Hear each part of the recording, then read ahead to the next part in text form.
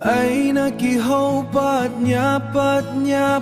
lungsit mela kanamu kangainaw loy legolin inakihovin ahin lagi hetpat nyapat lungsit melin kahin mun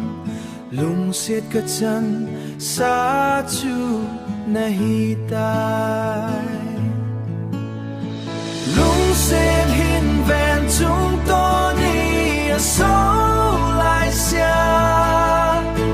kalungsit na le kang ai na i khang sang som ki kiel zong le mang ponte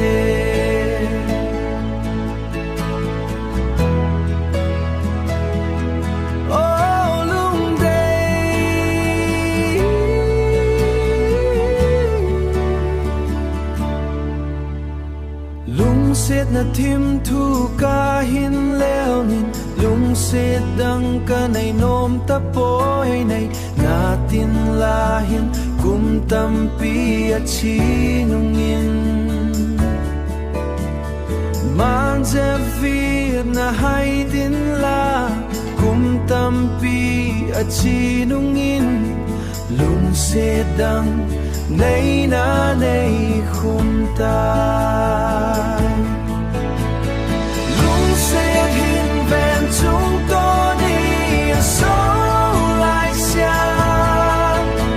kalungsit na le kang ai na i khang sang som ki kiel zong le mang ponte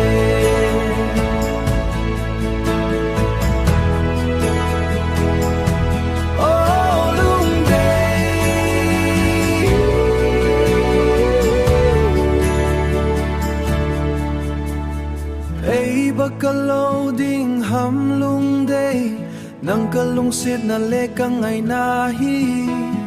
nilela aki hay lata aso bangin kalungsit na zong olin hung bay may tante na tsunga kalhasit na le kalilo na hivang pananay nayin lang na ang dangkoy nan hamzang pamay ta